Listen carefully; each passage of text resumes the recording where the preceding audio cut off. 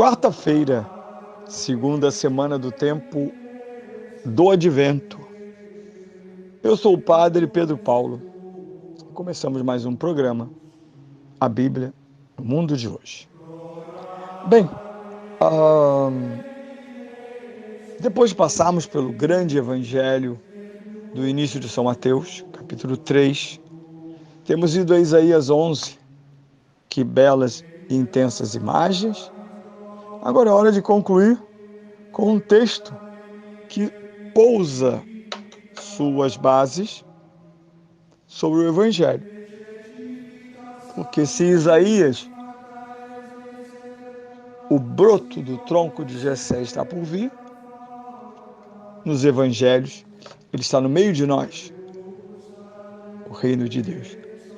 Na pessoa, na ação, na morte e ressurreição do Filho unigênito de Deus, o Filho de Davi, segundo os Evangelhos sinóticos. São Paulo colhe a messianidade de Jesus, para ele antes incompreensível. Lembre-se que ele vai perseguir esse judaísmo que proclama um messianismo que não está em simples continuidade com aquele de Isaías. Ele não é simplesmente o filho de Jessé. Ouçamos Carta aos Romanos, capítulo 15, versículos 4 a 9.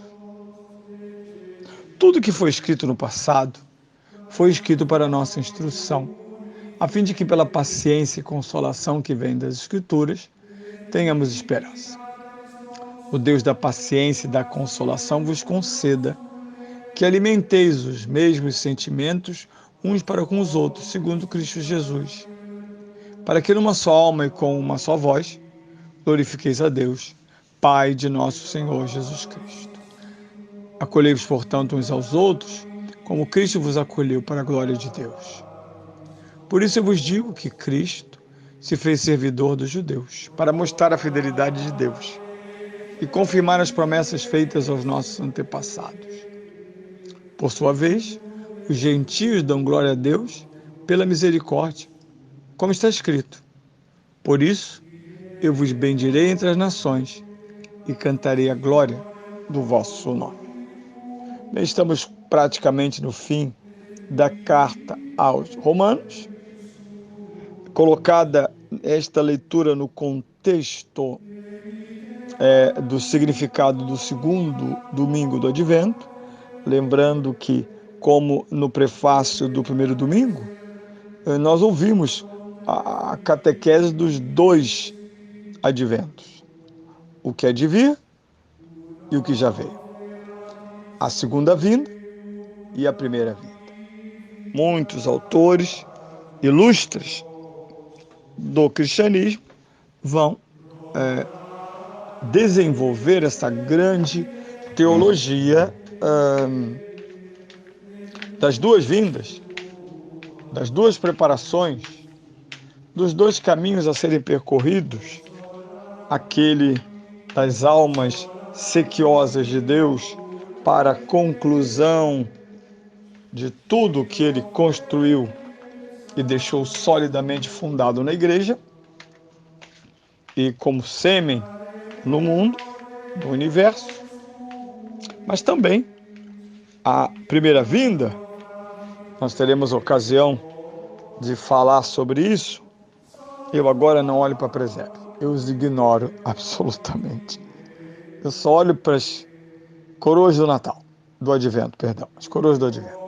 Elas são eloquentes. Elas são eloquentes. Quando nos distraímos do principal símbolo do Advento, e não é nada de sacramental, é litúrgico, é uma linguagem simbólica, mas tão valiosa, tão universal, ir acendendo luzes para percorrer com segurança o caminho. Primeiro daquele que vem, como numa ilha, no meio do mar, tem lá um farol, e as embarcações vão se guiando até lá. Assim também, luzes que levam as almas para chegar a Cristo, nesta vida e na vida definitiva. Este é o dado. São Paulo, portanto, analisa dos dois pontos de vista o advento de Jesus Cristo. Primeiro, como judeu, ele fala, está em Roma, uma cidade de grande judaísmo, mas também de judeu-cristianismo, uma cidade importante e permaneceu com a estadia de São Pedro, ela se tornou a capital do cristianismo e não Jerusalém. Mas ele diz que toda a Escritura, tudo que foi escrito no passado, instruiu os judeus para chegarem a Cristo. São Paulo, na verdade, está espetando, incomodando a consciência dos judeus que dizem era impossível crer em Cristo. Não, diz São Paulo, fomos instruídos pela própria Escritura a esperá-lo. E aqui aparece uma bela imagem composta, Deus de paciência e de consolação. Porque de um lado, essa instrução nos levou a Cristo. E aqui está São João Batista como esse órgão, de um lado do passado, de outro do futuro. Ele ocupa os dois tempos finais, aquele que conclui o Antigo Testamento e aquele que inaugura o Novo.